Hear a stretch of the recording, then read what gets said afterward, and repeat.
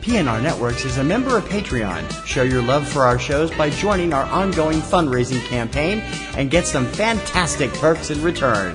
Check it out and become a Patreon sponsor. You can sign up at patreon.com, patreon.com/PNR Networks. And thanks for your support.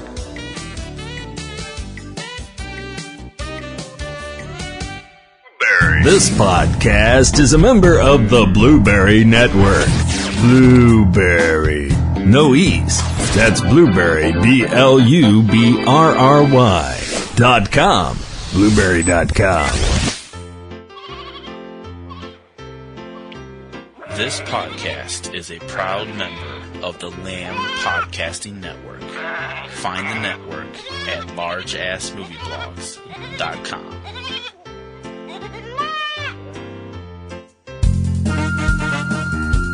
It's Kim versus TC in the battle of the lists. My list is better. My list is better. My list is better. No, it's not. My list is better. Kim or TC, who has the better list?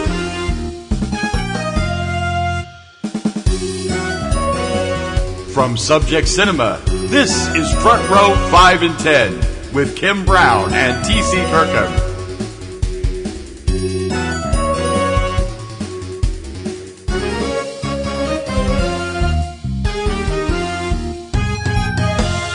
Hey everybody, welcome to another week here on Front Row 5 and 10, brought to you by the good people that bring you Subject Cinema. That would be me and him, the me being Kim Brown. And the him being TC Kirkham. Yep. Welcome. Hi. Front Row 5 and 10 is back with more crazy lists. Yes. We'd love you to get involved if you want to. Please drop us a line and send us your ideas for lists. If we use your idea, we will give you a prize. Yep. And put your name on the website and mention you on the show. And sing your praises throughout eternity.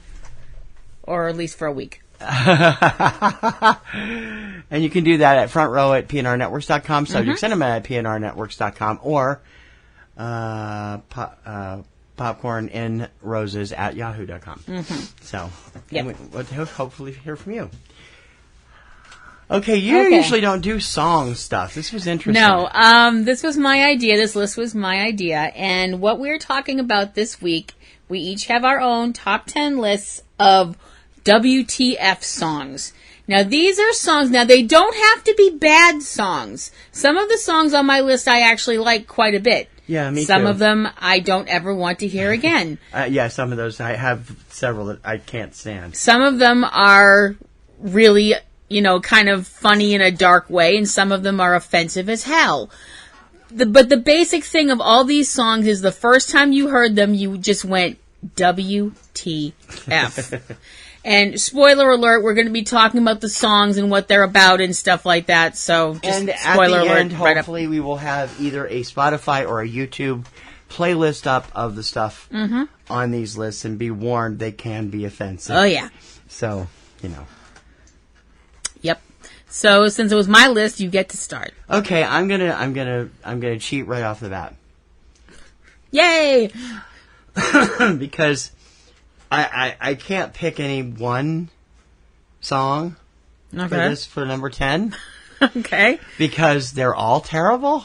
Okay. And I have to say, I understand the idea of a novelty sale and being able to sell records because it's a novelty to do so. Right. Because you're having your 15 minutes of fame. Mm-hmm. But... And I understand, I suppose, the record companies that would be enterprising, we'll use that word, enterprising enough to offer a contract to somebody like this. My number 10, Anything, and I mean anything, by William Hung. Most notably, She Bangs, and... What else did he do? He's got 2 or 3. He did 5. He recorded 5 albums. Okay. Including an album called Hung Out or Hung Over for Christmas. I forget which. Mm-hmm. This man made his debut on American Idol back in the mid 2000s, and was it had to be the mid 2000s. It immediately became the laughingstock of the American Idol people. Simon just plowed through him, and yet he just bounced it off. He just, let it all bounce off of him, and somebody offered him a deal, and oh my God. He's a very nice man. When you see him on TV, he's very pleasant. He's a very friendly guy, but he is the music equivalent of James Nguyen when it comes to making movies, who is the gentleman that wrote and directed Birdemic. Yeah. He's not wrong, folks. Yeah. Anything. She Bangs, I suppose, in particular, but anything by William Hung. And if I ever hear these on the radio, unless it's like a specialty channel for torture musical, what was that one station that one site we used to go to with all the really bad songs? I've forgotten the name of it now. Yeah. It was unless it's one of those, you're gonna break your radio speakers. Number 10 on my list is actually, some people are going to be like, I don't get the WTF about this song. It is a sequel to another song. It wasn't as well known. My number 10 is a song called Judy's Turn to Cry by Leslie Gore. Judy's Turn to Cry is the sequel to the bigger hit that Leslie Gore had called It's My Party. Yeah. The whole point of It's My Party was that this girl, her boyfriend winds up leaving her for a girl named Judy at her birthday party. So her boyfriend's Richard, because you won't let me let me use the word. You'll do your Captain America impression at me. Judy's Turn to Cry is a song about what happened after that. Basically, what happened after that was this girl, the singer, found a new boyfriend, and when Judy and her ex-boyfriend saw them together, her ex-boyfriend got mad and punched the guy, and he's all still like, I'm still into the singer, so now it's Judy's turn to cry because Johnny's come back to me. Mm-hmm. WTF, have some effing pride. What is your problem? Oh, God. I can already tell some other stuff that's going to be on this list. I'm sorry, no. I just remember listening to this going, what? Wait, what do you mean? What do you mean you're taking him back? Took the meaning of WTF completely differently. I was like, no. This is setting a terrible example. This is awful. It's an innocuous little thing to be. It was a big hit. It was just as big a hit as It's My Party. Really? Yeah. I didn't know it was that big of a hit. Yeah. Okay. My number 10, Judy's Turn to Cry. Number 9 is a song that you just absolutely loathe, I think. Okay. And I have to admit, I wonder what went through the songwriter's mind when he was writing this song. It was a top 40 hit in 1970 and was the first chart record for producer-writer Rupert Holmes. The song is Timothy, and the song is by the Boys. I really wish I'd put that on there. I forgot to. Timothy is about cannibalism. Allegedly. It gets, it's about a couple of guys trapped in a mine cave-in. 3 guys, actually. Or 3 guys? Or 2 guys and a burro, according to the record company. Or a duck, according to Joel Robinson. Yeah. Timothy is the person that's missing when they're found. Yes. 3 people. Ooh, this song is nasty. Let's do it this way. 3 beings were trapped. 2 beings came out, and the one came out. And the one being that is singing the song can't remember what happened to Timothy, but their stomachs are full. So you do the math. Yeah. Rupert Holmes would go on to bigger success about 10 years later. With a song even more shitey called a number 1 smash called Escape, the Pina Colada song. And its follow-up, Hymn, from 1980. He also wrote The Mystery of Edwin Drood on Broadway and a number of other things over the years. But, dude, what were you thinking? 1970! Timothy by the Boys, number 9. The reason, just real quick, I want to pick up about what I mentioned about Joel. They actually brought that song up on an episode of Mystery Science Theater 3000, and Tom and Crow got upset. Yeah, we explained it before. Joel, to calm them down, Joel said Timothy was a duck. Number 9 on my list is it's not that it's a bad song. It's not really even that it's an offensive song if you look at it the way the singer is making it sound. If you actually... Ow, okay. What I mean is this song is so full of double entendre, you'd have to be an absolute moron to not know what's really going on. It's incredibly nudge, nudge, wink, wink, but it's just so incredibly obvious about it, you actually can't get mad. But you can sit there and go, what? The first time you hear it. My number 9 is Big Balls from AC/DC. I'm sorry, I actually...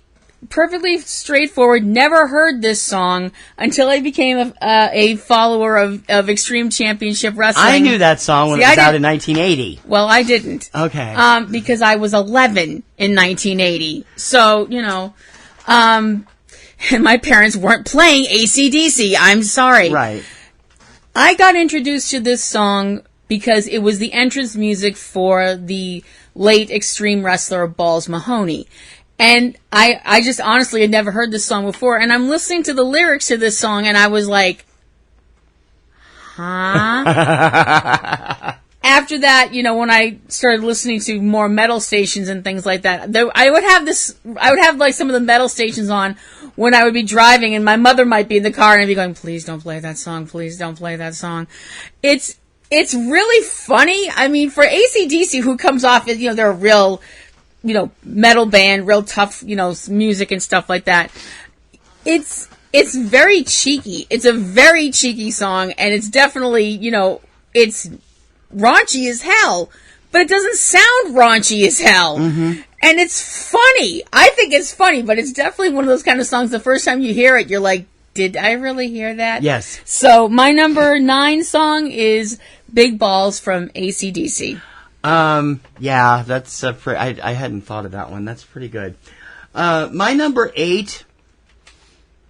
Okay, everybody who is listening to this show know we're all music. We like all genres, all decades of music. Mm-hmm. Gonna go way back to the early 60s and the Dead Teenager, genre. Yes. There were a whole bunch of Dead Teenager songs in the late 60s, yep. Late 50s and early 60s, including songs like Last Kiss and Tell Laura I Love Her. Tell Laura I Love Her, and the song at number 8 on mine, which took this trend and skewered it deliberately, and it ended up becoming a hit, and now you hear it mostly on Dr. Demento, but it's like, are you serious? Really?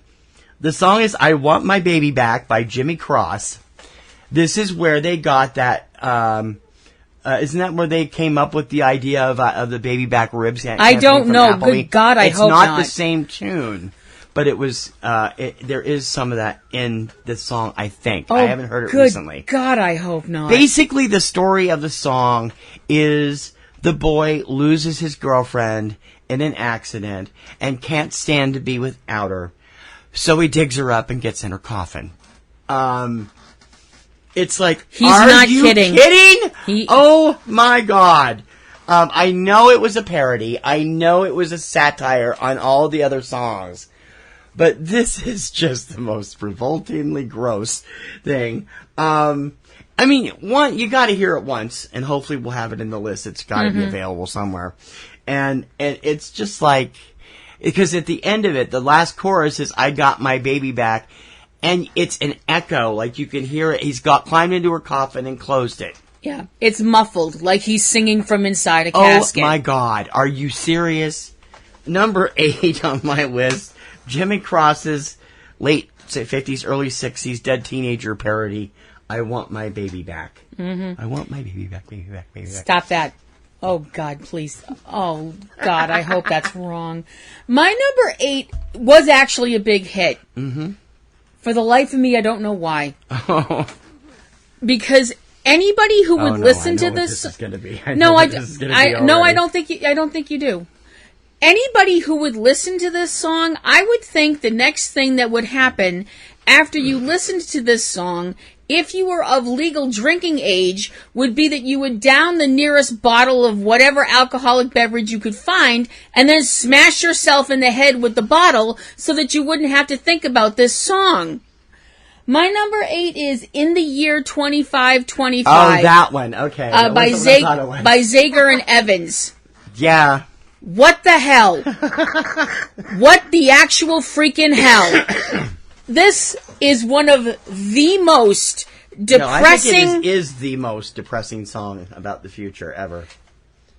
When you start thinking about it. This song makes the most dark screamcore thing you could think of sound like the theme to Sesame Street. Oh, I mean, go that far. It's just, as the years go on, humanity loses its humanity, and it's, kids are born out of test tubes and all this other stuff like that, and it just goes on and on and on and on and on.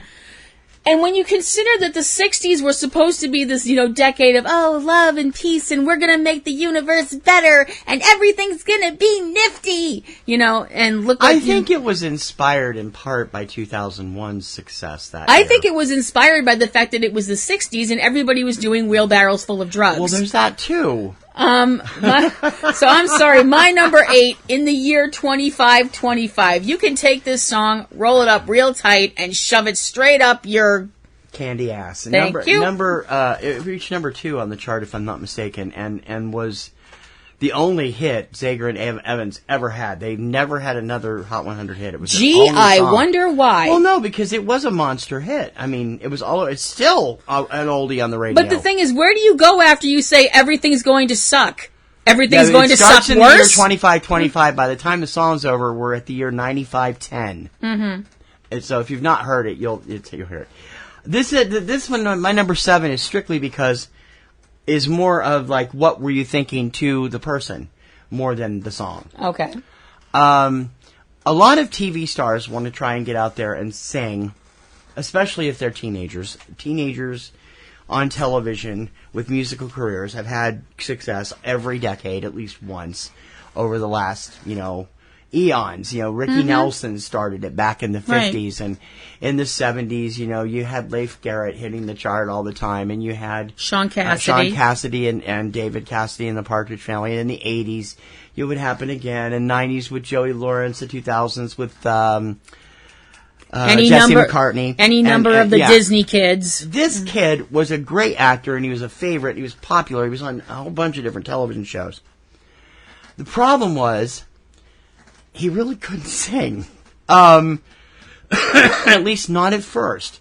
Now, as a collector of TV star albums, I bought both albums that he would put out in the early 80s.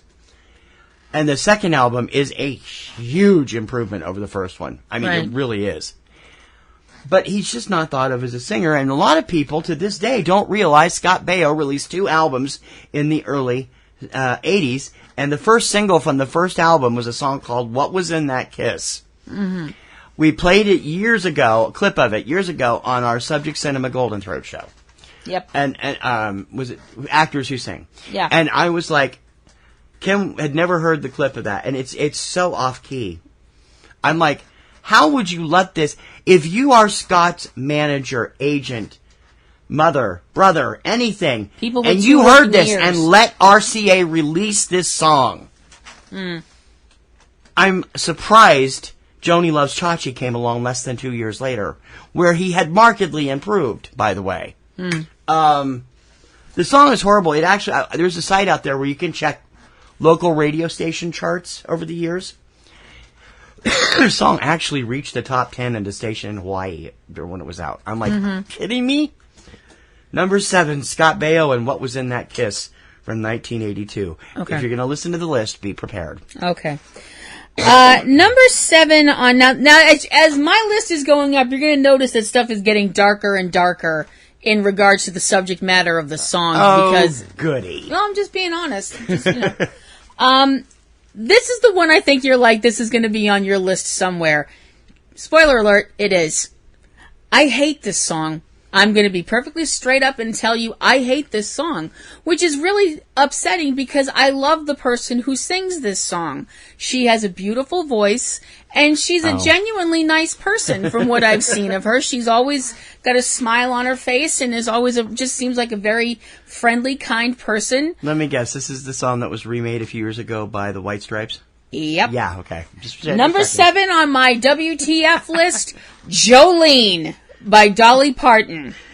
It's the sentiment that you hate in this song. Yes. It's not anything to do with the tune or it's Dolly's voice, which is lovely as always. Oh, yeah. It's the lyrics to this song. This song is sung by a woman who is involved with, possibly married to, I don't really know if that's made clear in the song. But her man... Her man. No, they never say husband. Yeah. Her man is apparently enamored with this other woman named Jolene, to the point where he's mentioning her name in his sleep. The whole thing of the song is her basically saying, at once she's saying, please don't take my man. And also saying how she knows Jolene is so much more beautiful than she is, but her man is all she's got. Please don't take him, even though you can. Mm-hmm. Really? Them's fighting words, sister. First of all, my whole thing is, you're saying another woman's name in bed? The bed you're in next to me? The next thing that's going to happen is my knee in your kidney and you enjoy the futon.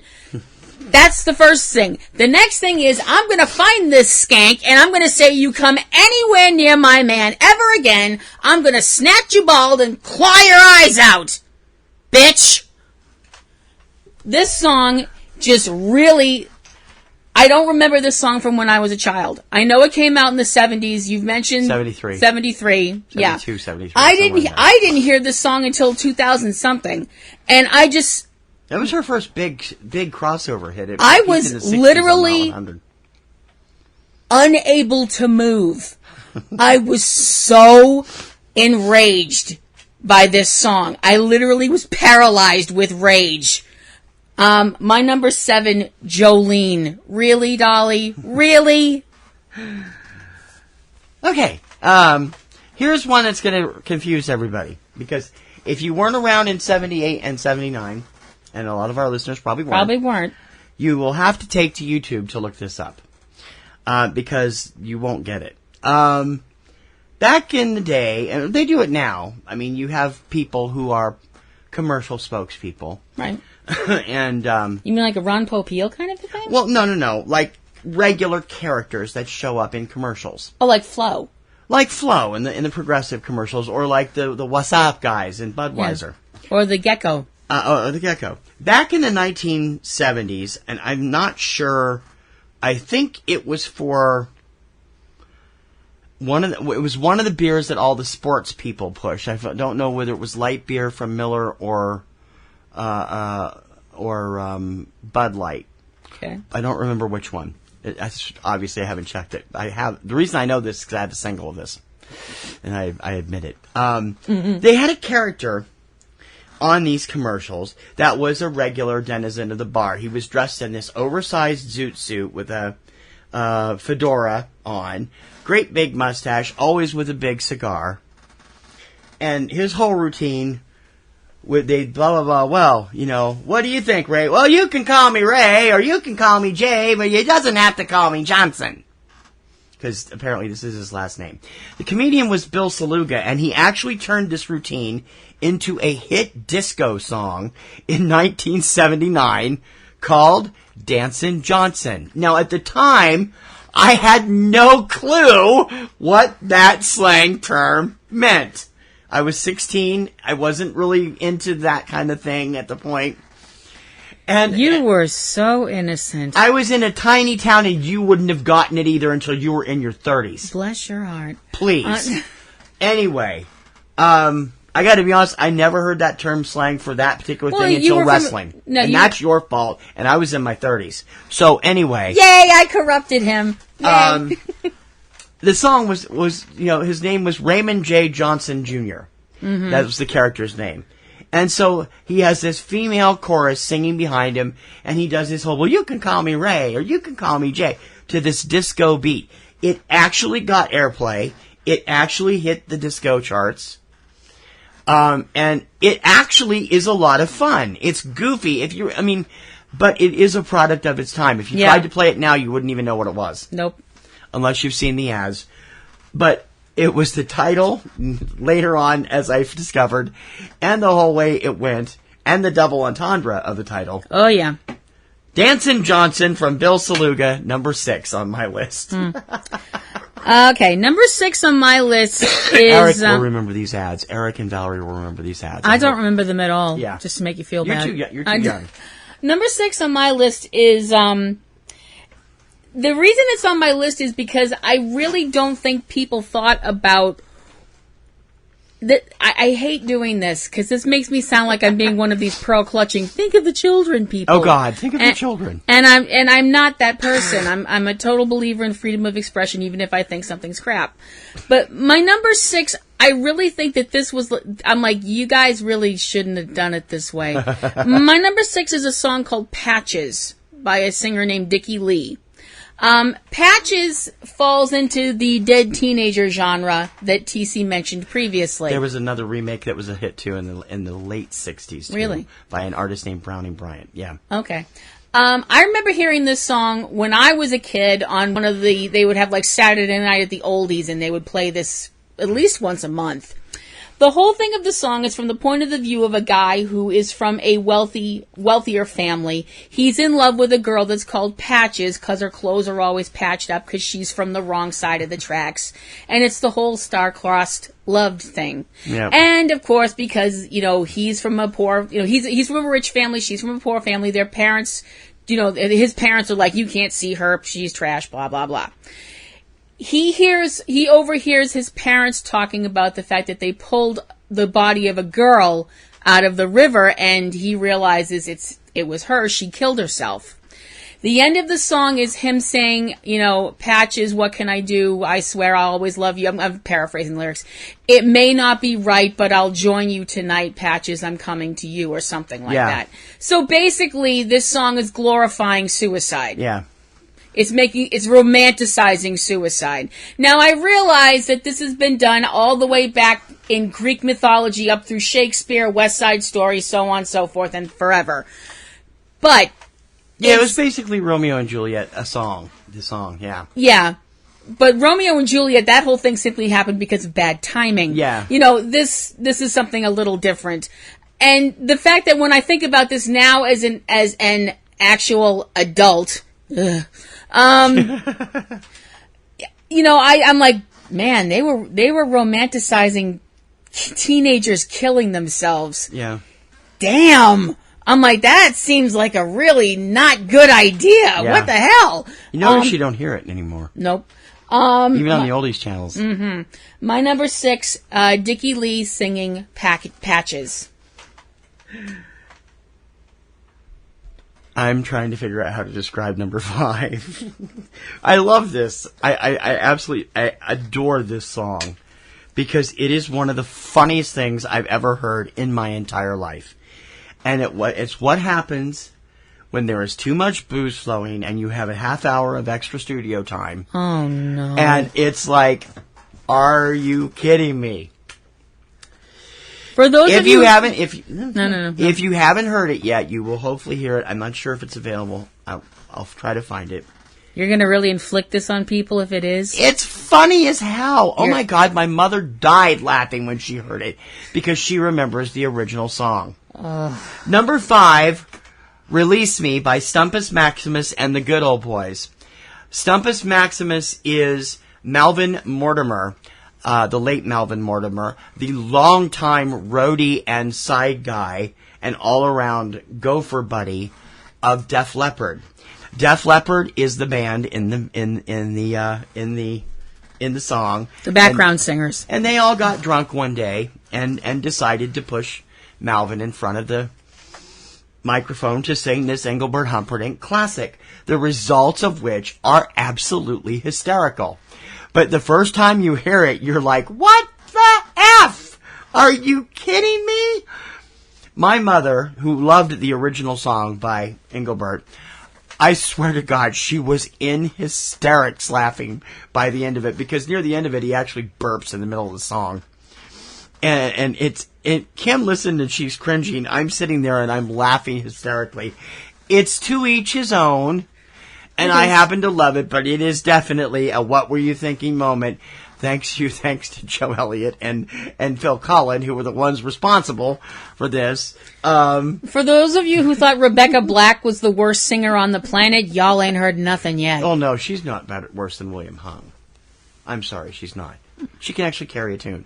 Number 5, and I'll find it if I can. It's worth it. Release Me, Stumpus Maximus and the Good Old Boys, Melvin Mortimer and Def Leppard. Okay. Anyway. Number 5 on my list of WTF songs. The thing now I'm having a problem because this is unfortunately something that's become part of our existence right now, and it's a horrible thing, and I wish it would stop. And I don't like this song, which is really sad because I love the person who sings this song. Mm-hmm. He's hilarious.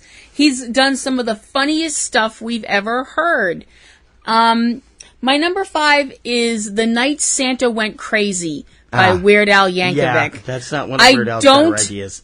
I've never liked this song. Basically, the song is about the idea that Santa goes on a killing spree. Yeah. Because he's upset that all he gets for all of his hard work is milk and cookies. Yeah. It's a very graphic It's on song. one of his earlier albums. I think it's on the same album with Fat. I'm not. I think it's no, on I think Fat. I'm not sure. I'm not sure. Might be the one before that. But I just don't like this song. I think it's for Al, who I usually find achingly funny. I mean, I've actually laughed till I've been in pain listening to some of his stuff. I find this song incredibly mean-spirited. You know, it's the whole idea of taking a beloved cultural icon like Santa Claus, you know, who is based on a Christian saint, and doing something like that. I'm sorry, I think that's horrible. I don't find that funny at all. I think it's cruel. And I remember hearing it and going, what? No, this is one of the ones that I would not recommend. Some of these songs I would definitely recommend at least listening one time to Big Balls just to be like, how did they ever get this on the radio? But I'm sorry, my number 5, The Night Santa Went Crazy, no. I think no from maybe me. it is later, actually. It might be on the album with Amish Paradise. I'm not sure. No, I don't think it's that, late? no, Okay. I don't think it's that far. That's not, in Weird Al's defense, he does occasionally miss the mark. He missed it with another one later on, which was about postal clerks going nuts, and I'm like, no. But most of his stuff is good. And I just thought of something that you're talking. I totally forgot about Christmas stuff. I wish I'd thought of that because I could have put a few of these on here. Like chipmunks roasting over an open fire. I'm not going to get there, though. Well, you have to admit, that's definitely a what are you thinking? Oh, yeah. Yeah, if you want novelty Christmas stuff, Bob Rivers, most of his stuff is pretty good. Although nowadays, it probably wouldn't pass the PC woke people. Nope. Number 4, I could not put this gentleman on this list because he is so outrageously weird when he does music without singing it that it's like, okay. I mentioned the other song that he did that he's famous for doing on television in the TV special he did last week when Kim brought this up, and I asked her, "Do you mean something like this?" And she said, "Yes." This is the other one.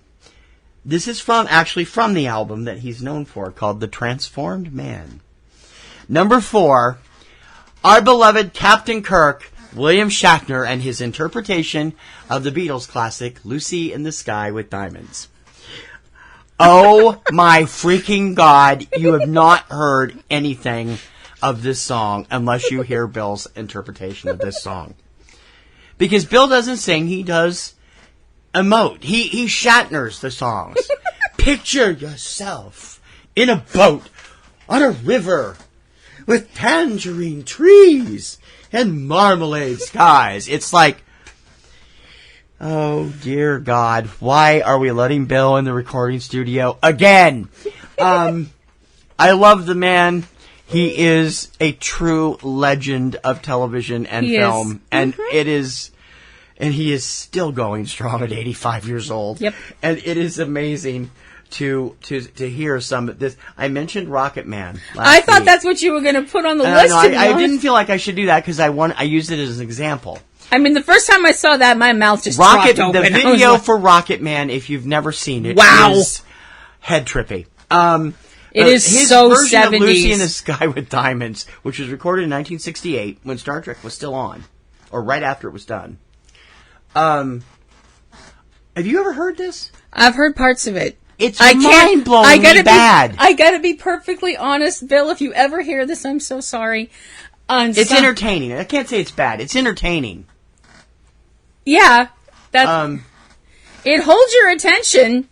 It's better than Telly Savalas' album from the 1970s, where he did basically the same thing. I mean, it holds your attention. So would an Alien Autopsy, but it does hold your attention. Number 4. I've never heard the whole thing because I just can't. Number 4, Lucy in the Sky with Diamonds, as interpreted by William Captain Kirk Shatner. Okay. My number 4... I need to get my lyric sheets out for the next 3 songs. My number 4 is a song that... It is a comedy song. Dr. Evil quotes. Although I don't find it particularly funny. Simply because the first time I ever heard it, I was like, they didn't really say that, did they? And then then the singer said it again. And I was like, no, they actually said that. They're singing a song about dead dogs.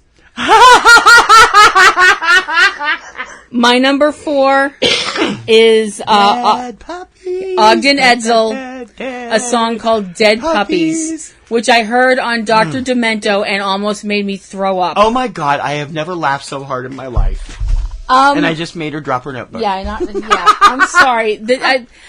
It's just that's what it's about. The song is the person singing about dead puppies and rotting dog corpses, and I remember hearing this song and I was horrified. I was absolutely like, they're playing this on the radio. I mean, they're actually playing this song on the radio where children could hear this song, and I have to be honest. The first time I ever heard Dr. Demento, I was aware of him for 3 or 4 years beforehand. But I found a station that actually carried him in the middle of the summer of '78, the greatest musical summer of my lifetime. Yay! And I listened to it, could barely get it sometimes because I lived up near Spokane and it was coming from Walla Walla, so it was very hard to pick up. Dead Puppies was on the first episode I ever listened to, and I was literally laughing so hard I almost wet my pants by the time it was over. I was 15. The first time I heard this song, I almost had a panic attack. I was just completely like, I didn't know what to think. I was just like, why? Just why? It's not like it's an ode to a dog that you lost and you miss, something like Old Shep or something like that. Oh, God. I'm like, this is horrifying. This is absolutely horrifying. So when I decided to do this WTF list, you bet your ass I was going to put Dead Puppies on this list. Ogden Edsel has a lot to answer for. Yes, they do. For number 4. Because they're also at my number 3. And it's the other song that I They're can't also stand. at my number 3, and it's the other song, I'll bet. It's got to be. I love Dead Puppies, but this song, even then, when it was first popular in like the early part of the 80s, and then later on, Dr. Demento kind of pulled back playing it because it got so controversial with the lyrics. Number 3 on my What Were You Thinking list, Ogden Edsel's Kinko the Clown. Number 3 on my WTF list, Ogden Edsel's Kinko the Clown. Kinko's in his Kinko car, pockets full of change, lots of dirty pictures and sticky candy canes. All the kids love Kinko for the presents that they get, silly leather clothes to wear, and happy cigarettes. No. Yeah. This is just... I couldn't believe they turned out a piece of crap like this. And what really gets me, these guys are from Utah. I think they're Mormons. It's like, are you kidding me? Well, they're from, you know. I can't imagine, I don't mean that to sound, biased. They're from Utah, that's enough. I can't imagine that. Oh, now stop. We have listeners in Utah. Be nice. I'm not saying this. And I'm not trying to upset Mormons either, but I was just surprised me. Well, see what when happens I heard that the two of them were Mormons. I'm like, they wrote something like that? Is that a dry state? I don't think so. I don't think anybody is anymore. I was going to say, see what happens when you live in a dry state? You write stuff like that. I mean, at least at the end, he does get arrested and taken off to jail, but still. Yeah. He comes back. Yeah, I know. There's an answer song. Yeah, there's a song called The Return of Kinko or something like that. And I'm like, oh. Because I'm sorry. No. At the risk of sounding like, I know I just mentioned all the stuff about, freedom of expression and all that, and I firmly believe that. But I'm sorry, there are some things that are not funny. There are some things you do not make a joke about. And the destruction of a child's innocence, that's one of them. Yeah, that's just wrong. Although there are, oh God, what a topic to get on. There are harmless songs like that. What the hell are you talking about? Dean Friedman is a writer who has written 2 well-known songs about older guys dating teenage girls. One of them is Ariel. It was a top 20 hit in 1977. The other one, I Am in Love with the McDonald's Girl, made famous by the Blenders in 1999. Okay, about yeah, but those older guys in their 20s lusting after 16-year-old girls. Right. Both of them. And it's like, ew. That's not the same thing. It's not the same thing, but it plays into the whole very topical Jeffrey Epstein thing going on right now, is what I'm saying. Except it's still kind of creepy. Yeah, it is very Some people think creepy. those songs are really creepy. I don't. I think they're both great, but Yeah, but this... But not Kinko. Kinko sucks. That song is just... It's no. There is so much no about that song. So do I keep going, or do you keep going? Yours? Okay, number 2. Kim had an aneurysm the first time she heard this song. And it was oh joy, this the should thing be that fun. gets me, it was a minor hit in America on both the country and the pop chart. It was a top 10 hit on the country chart in Canada, which is really frightening to me.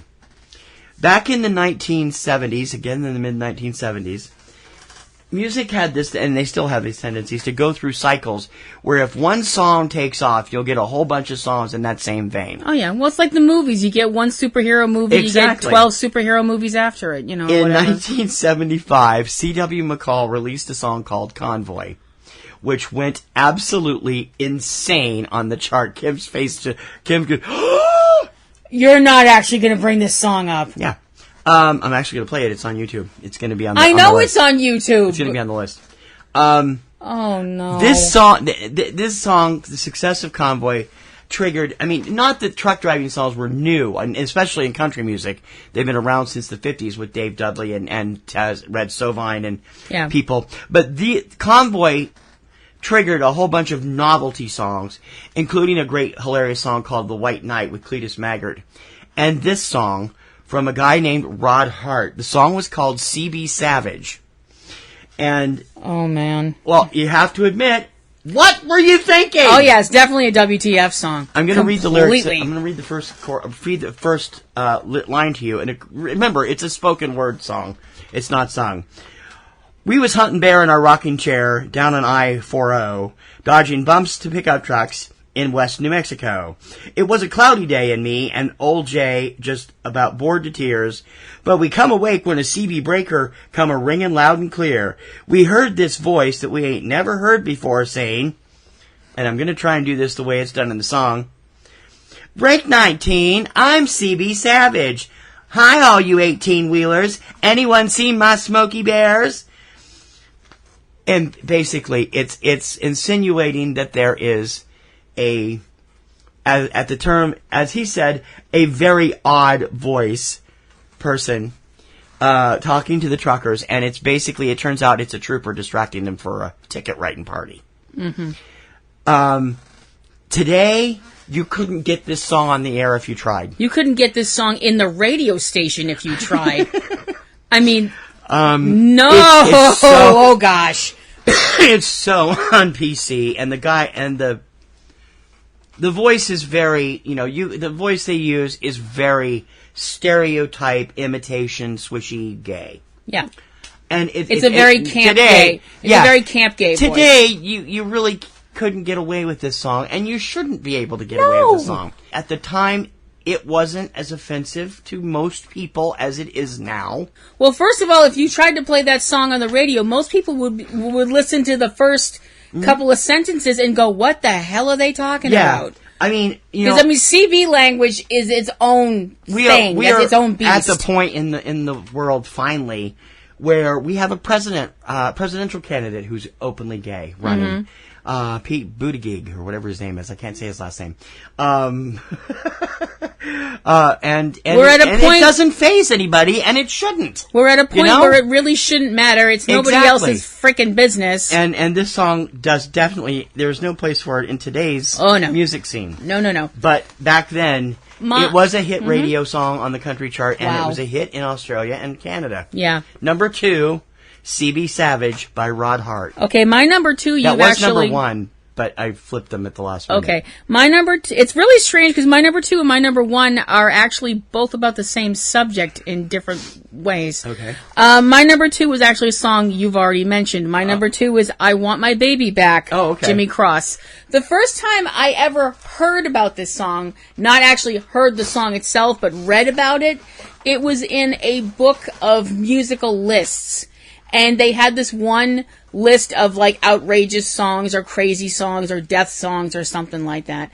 And they explain in the song about like what this song is about, you know, and I'm listening, I'm reading the lyrics and I'm like, this can't come off as horribly as I think it does. And at some point or another, I actually found it and I'm sitting there and I'm listening to this song and my eyes were just getting bigger and bigger, and my jaw... Like they just did when I brought up CBC. And my jaw was dropping lower and lower, and by the end of this song, when the guy has dug up his girlfriend's casket, his girlfriend who died in a terrible car accident... All of the kids that died in it. Where she was... Dead teenagers. Where she was dismembered. Yeah, I know. Because he brings up, there were parts of her over here. I found parts of my baby over here, and she was over there, and all this stuff like that. Yeah. So you think about the fact that he has now just dug up a body that was sewn back together again, we're assuming, and has now climbed into the casket with her to do things that I don't even want to think about. I wasn't going there. I deliberately didn't go there. So don't go there.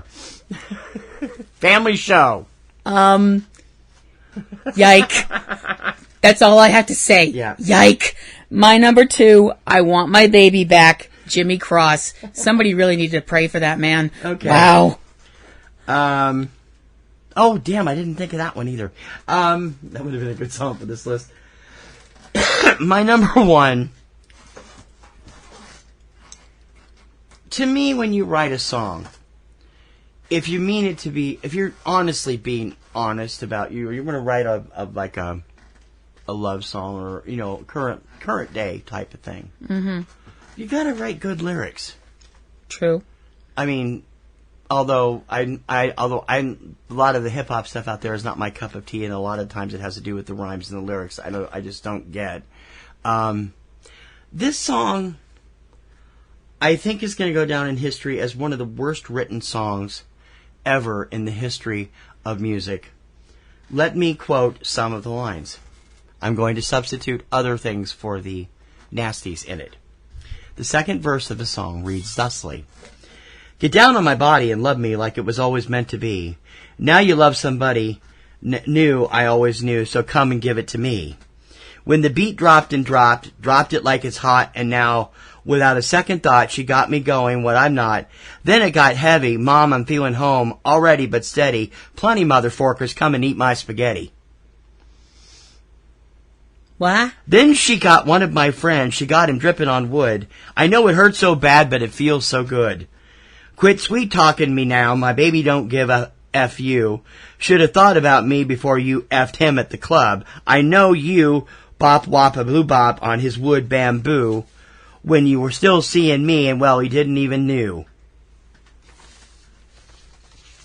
Okay. Yeah. These are the lyrics to a song which became inexplicably a top 30 hit in 7 European countries after finishing 6th at the 2018 Eurovision Song Contest. Oh, that's why this song sounds familiar. The song is Lie to Me. It was the representative of the Czech Republic by a 20-year-old kid named Mikolas Josef. He is such a friendly kid. He writes complete shite for lyrics. I was going to say, if I can't say it, you can't say Now, it. he changed some of the lyrics for the Eurovision performance. Yeah, These are the original lyrics from the single as it was released originally, which was had to be voted number 1 by the jury in the Czech Republic to get into Eurovision to represent it. I am sorry. The song, and not only that, it has that insanely insipid thing that Eurovision seems to have a big fascination with. Really off-key saxophone. The second one, the first one that drove me up the wall like that was Hey Mama, also from the Czech Republic, if I'm not mistaken, by Sun. Don't look at me. I can't remember the name of the the band. ones that did the routine and the wedding dresses and all that. Yeah. I'm sorry, I can't remember the name of the band right now, but it's like, Sunstroke was the name. I'm like, are you kidding me? This thing finished 6th overall. It earned 134 points from the televote and 198 points from the judges in the semis to get forward. And thankfully, the judges came to their senses and only gave it 66 points in the finals, but the televote gave it 215 and pushed it into the top 10. Mm-hmm. It's a piece of crap from beginning to end. I know you feel that way, dear. What? Thank you for the sarcasm. No. You Number 1, Lie to Me by Mikolas Josef. No, that's fine. I'm not particularly bananas about it either. But boy, did you make it abundantly clear you didn't like that song. I think it's one of the worst. Wow. I think it's possibly, if not then the second worst written song of all time behind Summer Girls by LFO, which just has the worst chorus in history. Okay. And I feel bad because 2 of them are dead now, and it's just really terrible. And they died young. So. I know. My number 1 WTF song is from someone that I absolutely adore. I have been a fan of theirs for many, many years. A lot of their songs are shocking. He does shock beautifully. Uh-oh. He's the king of shock rock. He is, the person that if I ever met, I would actually do the whole Wayne's World I'm not worthy thing. He'd actually be used to it. But this song, oh my gosh, this song is effed up. Mm-hmm. My number 1 WTF song, I Love the Dead from Alice Cooper. And that is what this song is about. That is not a euphemism for, our love is dead or anything like that. No. He's actually talking about having sex with dead people. I mean, there's a part in the song where it's like what's known as shock value. While friends and lovers mourn your silly grave, I have other uses for you, darling. And it's said just like that. Yep.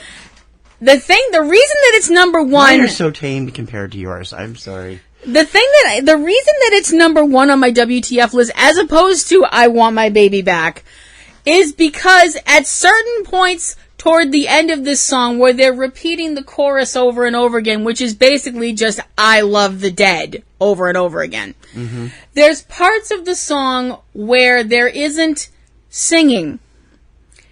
There's other noises. Good night, everybody. Breathing noises. That sounds a lot like somebody. Okay. Let's not go any further. People have got it. Their imaginations are good. Let's move on, SpongeBob. Okay. Brings a whole new meaning to being stiff. Family show! Okay. So my number 1 WTF song, at least she won't complain you won't call her, I Love the Dead from Alice Cooper. My top 10 What Were You Thinking songs are number 10, Anything by William Hurt. Number 9, William Hurt. Oh, I'm so sorry, Mr. Hurt. Yeah, really. Oh my gosh. Let me try that again. My top... my top 10 What Were You Thinking songs are Anything by William Hung, number 10. Number 9, Timothy by the Buoys, written by Rupert Holmes, who should have known better. Number 8, I Want My Baby Back by Jimmy Cross. Number 7, What Was in That Kiss by Scott Baio. You have to hear it to understand. Number 6, Dancin' Johnson by Bill Saluga. Number 5, Release Me, Stumpus Maximus and the Good Old Boys. Number 4, Lucy in the Sky with Diamonds, William Shatner. Number 3, Kinko the Clown, Ogden Edsel. Number 2, C.B. Savage by Rod Hart. And number 1, Lie to Me by Nicholas Yosef. Okay, my list of top 10 WTF songs. Number 10, Judy's Turn to Cry, Leslie Gore. Number 9, Big Balls, AC/DC. Number 8, In the Year 2525, Zager and Evans. Number 7, Jolene, Dolly Parton. Number 6, Patches, Dickie Lee. Number 5, The Night Santa Went Crazy, Weird Al Yankovic. Number 4, Dead Puppies, Ogden Edsel. Number 3, Kinko the Clown, Ogden Edsel. Number 2, I Want My Baby Back, Jimmy Cross. And number 1, I Love the Dead, from Alice Cooper. You know, we didn't bring up the other songs that were really like What? along Well, I mean, the there's same so lines. many that are just like, No, I mean, huh? I'm speaking Yeah. of along the lines of Dead Puppies. There was my Dead Dog Rover by Stu, Dave, and Hank, and the always immortal Hamster Love by Big Daddy. You know what? You need somebody to pray for you. Seriously. And if you have any lists out there, and they don't have to be top 10 lists, they can be top 5, or if you want to be adventurous, they could be top 20 lists if you'd rather, or whatever. Just send them our way. We'd love to hear from you. Yes, please write us at frontrow@PNRNetworks.com, or subjectcinema@PNRNetworks.com, or PNR Popcorn and Roses, popcorn letter and roses @yahoo.com. And you can write to her at platinumrosel@yahoo.com also. People like to talk to you more than they like to talk to me. Oh, don't say that. I'm on there more than you. So You are? on Twitter. Yeah. Oh, well, yeah. Her Twitter is platinumrosel. Yeah. Mine is eCinemaOne, eCinemaBoston, and TKR Online for my music site. And don't forget to check out all of our other shows around here every week. You can find out the whole list of them by checking out the show notes, or go over to PNRNetworks.com and take a look at all of them. And so this is Kim Brown. And I'm TC Kirkham. And we hope we can count on you to come back next week and help us count up another list here on Front Row 5 and 10. Count on it.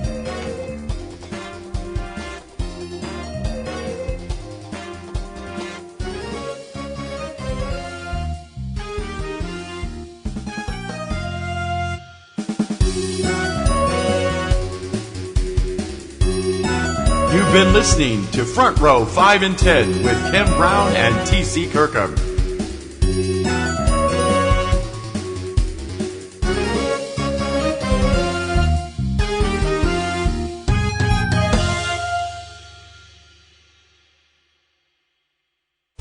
Podcasting's choice.